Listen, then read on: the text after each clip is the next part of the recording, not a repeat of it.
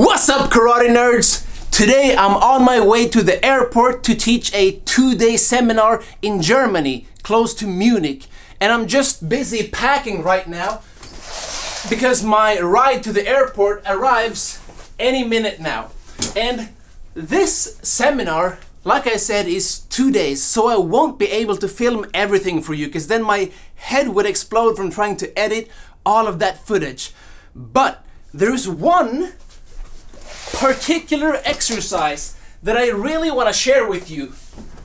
It's an exercise that I developed myself and I call it Kojiki, which means time machine in Japanese.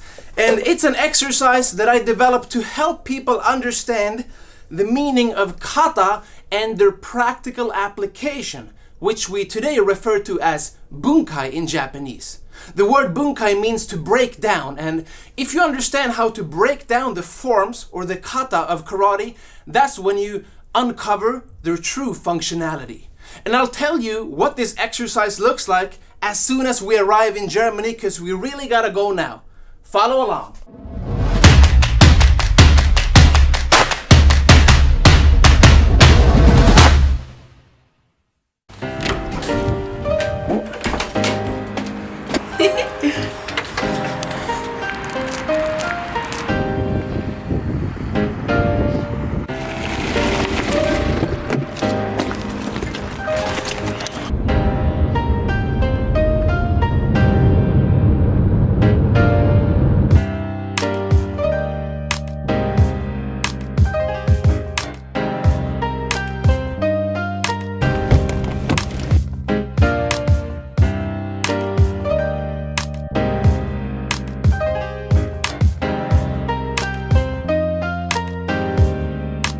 Quick life hack. Whenever you need to fly and perform or be active after that flight, get yourself a pair of compression socks to help you with blood flow and circulation.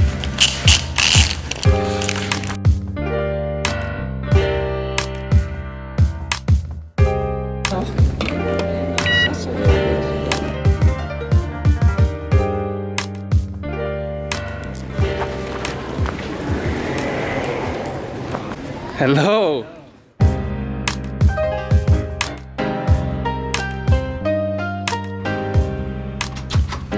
Hi. Hello. Hello. Hello. Thank you very much. Finally arrived at the hotel. Oops, wrong button. Pretty fancy. Look at that.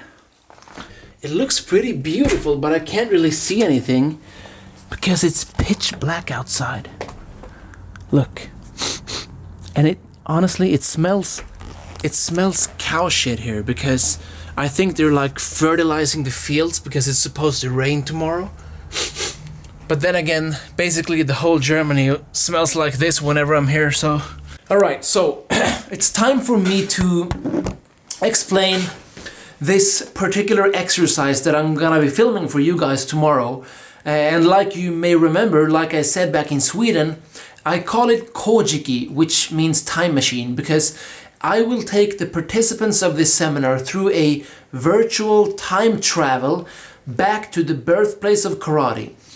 And the idea is this: today we practice kata, the solo routine, as something standalone, and that's good because it teaches you a lot about body control and coordination and balance and all of these physical attributes, right? But the original purpose of kata was self-defense. Today we put the cart before the horse. We learn the solo template first, and then we try to apply it against somebody who attacks us with a punch or a kick or a choke or whatever, right? But originally it was the other way around. You learned a self-defense move and then you try to reenact it solo as a way of memorizing and practicing and improving that particular sequence of techniques. And so it's kind of like learning to sing in a foreign language. If somebody teaches you how to sing Happy Birthday in Chinese, you may be the best singer in the world. But unless you know the meaning of the words, you will never be able to understand the song. And this is what happens when we learn a kata today. We learn this abstract set of movements and techniques, but we don't really know what the purpose of it is. So tomorrow, I will be teaching an exercise with this in mind, and it is something that may blow your mind if you've never thought about this before.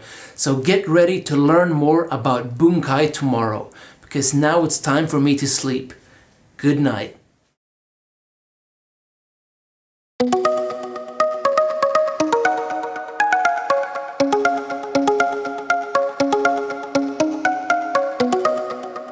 Good morning, karate nerds!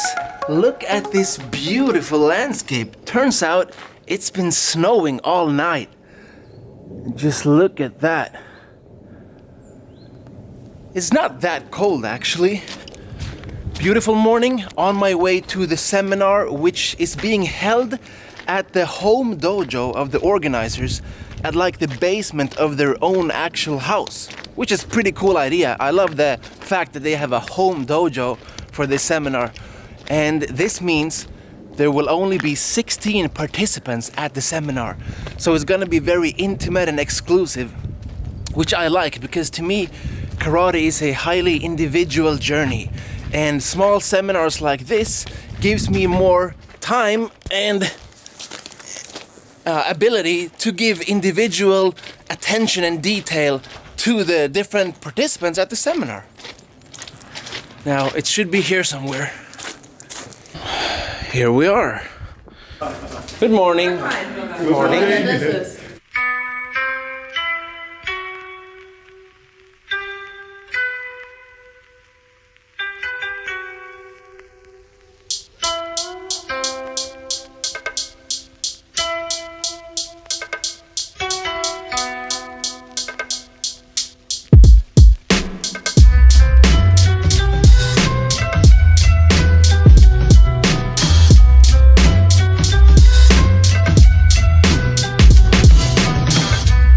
Look what I got right there. A fat lip. Cause somebody, Christophson, elbowed me or like shoulder butted me. I don't know even what you're supposed to call it, but like hit me, he shoulder bumped me right in the face right there. And I was just about to show or demonstrate an exercise. So now I just gotta keep this pressure on here. And I will probably look stupid when we're filming. Hey, so sorry. There's the criminal! Don't sorry. worry, no problem. I'm just trying to explain because when we film the next couple of exercises, that stuff that I've been telling you about, the Kojiki game, then you'll be wondering why my lip is so fat, so now you know, alright? Yes, the reason. Okay, now the break is over, let's get back to training. Usually you divide kata into form and function. Form and function should go hand in hand. But today most people only know the form. This is the way we learn a kata today. Somebody shows us a move. They show us the next move and the next move. Monkey see, monkey do. Now we know all of these beautiful moves, but we have no idea how to actually use them. Unless we're lucky. Maybe our instructor shows us how this could be used in self-defense. But that's still putting the cart before the horse, because originally when karate was created, it was the other way around. You learn a self-defense move. Can you just come up here? Attack me however you want. Okay, and now I will do this attack or this defense without you, because that's pretty dangerous, right? Yes. Yeah, I almost killed you. Okay, so now, so somebody attacks me, I go 1, 2, 3, 4. Okay. Oh, and then I do the same if somebody attacks me from this side. 1, 2, 3, 4. Hey, let's call this kururufa, right? That was a kata I just created. This is how kata was created. The purpose of kata was not to do them solo, but the solo reenactment is a way to memorize and perhaps even improve my skill of then actually using that against you. So we're gonna do it the original way. We will together, collectively as a group, create a kata. So how would you get attacked in real life, in self-defense? Like grabbing? Maybe grabbing. Choking. Maybe choking. What else? A hook, a haymaker, poof. What else? Kick. Maybe a kick, maybe a kick. What else? Pushing, headbutting. Pushing, headbutting, tackling, grappling, biting. So, what would you think is the most common attack? The most common habitual act of physical violence? Push with a follow-up. A push with a follow-up. Okay, so why not start with that? Somebody pushes you. So, together with your partner, I want you to come up with an effective defense against somebody who's coming to push you.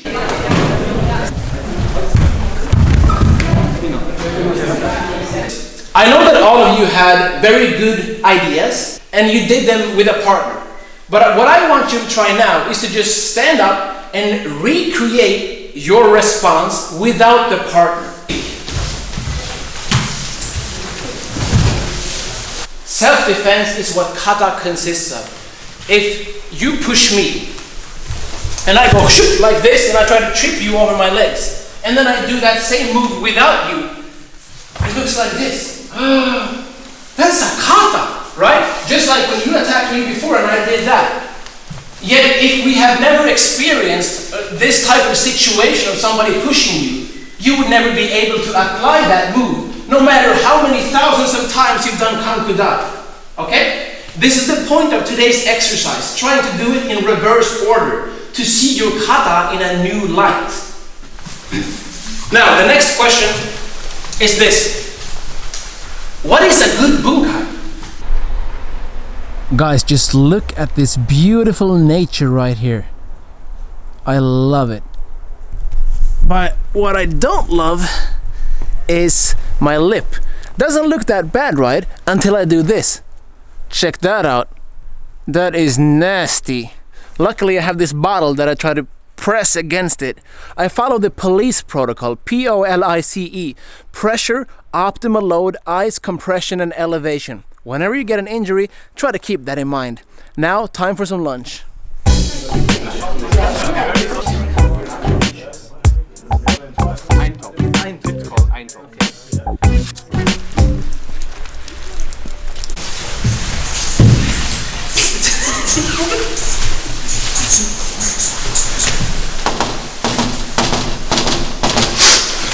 If your bunkai ends with A, B, C, D, or E, it is most likely a good response to this attack. And this is for any attack. A is air. If I can cut off your air supply, bam, and you get unconscious, I win. B, blood. If I cut off your blood, your oxygen supply, I win as well. C, consciousness. I can't even spell it. Consciousness. If I drop you with a technique and you get knocked out, then that's a good way to finish a bunkai as well. D, dislocation. If I dislocate your knee like that, it's easy for me to do what? Escape. Which is the ultimate goal. To get out of there. Not to win, not to defeat the opponent, but to not have to fight. What would be the next move?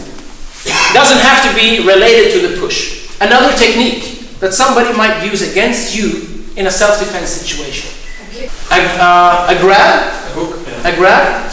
One hand, jacket, grab.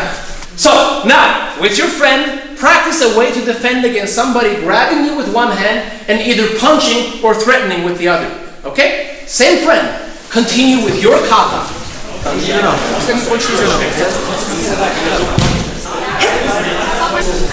It's getting better, right? Yeah, I think. Yeah, good. Now, put this together into your kata solo. Go ahead.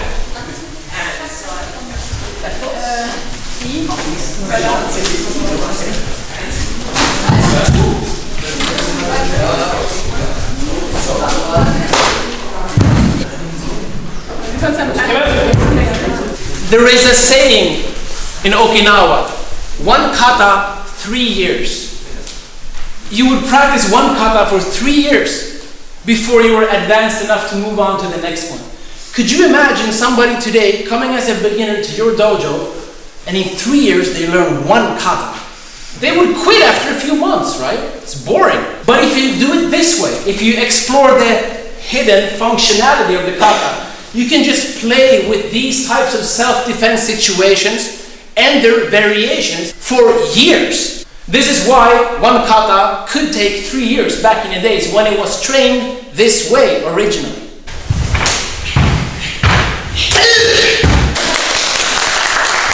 Hey, arigatou gozaimashita. Thank you very much. Good job. Guten Morgen, karate nerds. Today is the last day of my trip here in Germany and it's time for me to head home. I had a great time at this seminar and I hope you guys did too by watching at home. Of course, this thing right here was not that great, but it looks worse than it actually feels, so don't worry about me. I've been through worse. After all, karate is a martial art and not a dance, and these things happen. Now, I want to thank you so much for watching, for paying attention, for giving me your time and effort and commitment. I hope that this video could bring you some value when it comes to understanding bunkai, the practical applications of kata.